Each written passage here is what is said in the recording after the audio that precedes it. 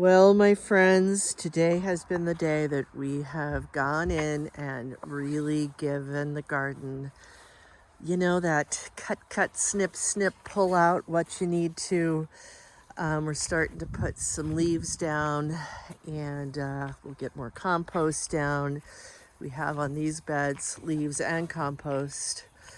But we've probably got as enough as we're going to get today. It's supposed to get down into the 30s by morning, but by day after tomorrow, it's supposed to get down into the teens. So we got to get this little baby put to bed. I will share with you over here are my fairies. So I love fairies. I'm a fairy lover. My mother read to me about fairies growing up, and they just were all important to me. So each one, let me give a little close up here. I have one fairy per garden bed because I believe, and my husband has been repainting them as they have faded over the years. A couple of angels in here too.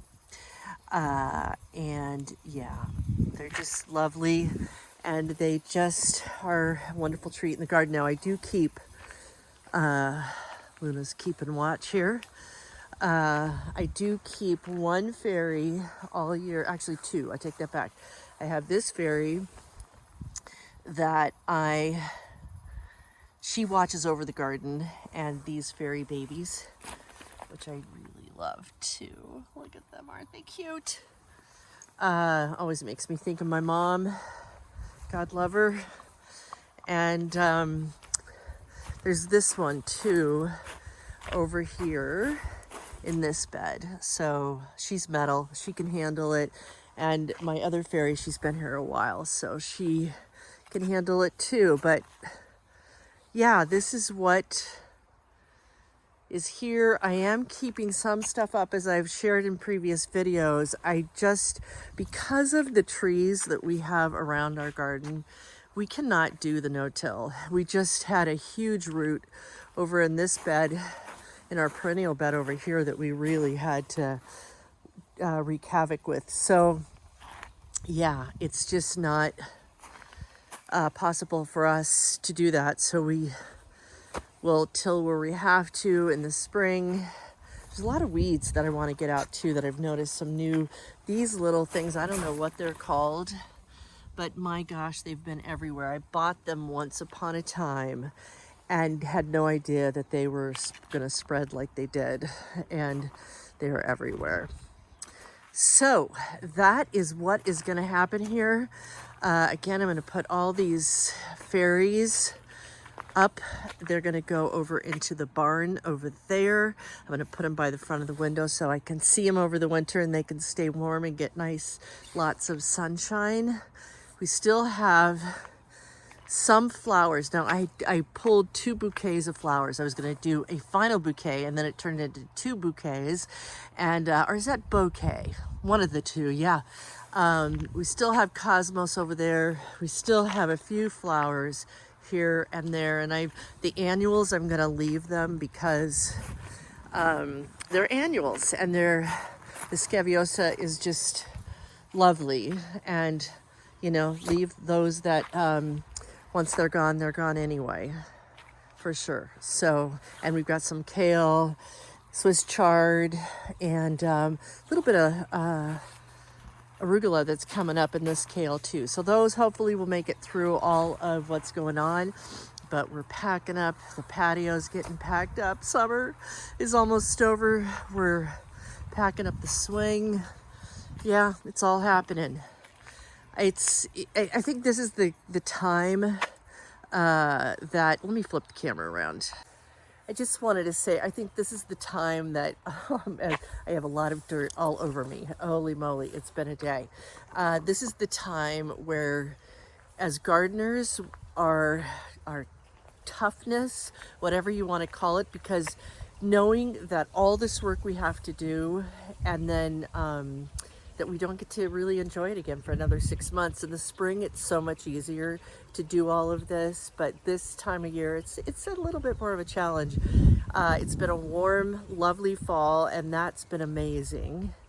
But now we got to button it up and get ready for winter. Yeah, that thing called winter. But I do want to show you over here. I have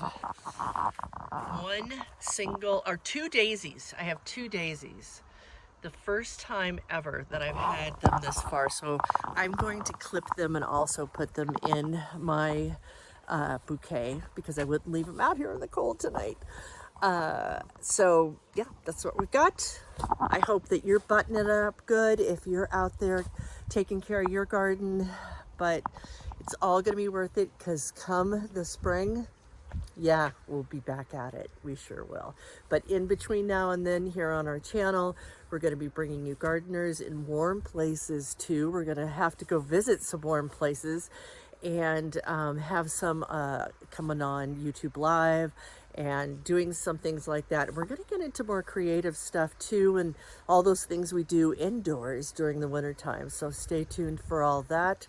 Be sure to subscribe and I'll see you soon. A couple of days have come and gone since I filmed that, and I'm indoors, and here is a rose of hibiscus that bloomed indoors since the snowfall actually did come and we got down to 8 degrees.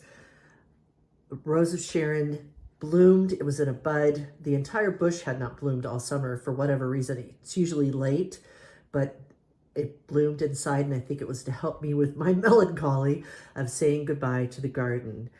And the other flowers are fading. They are indeed my daisies that I just shared with you. Yeah, they're about done here. But let's look outside. Holy moly. The weather they predicted did come. I still have mini tomatoes that are turning from green to red quite beautifully and are delicious too, I'm happy to say. But here is my garden at this point of the game.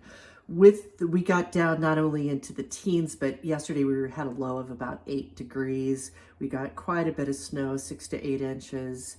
And this middle ash tree of ours, it was blooming. It wasn't blooming. It was turning so beautifully.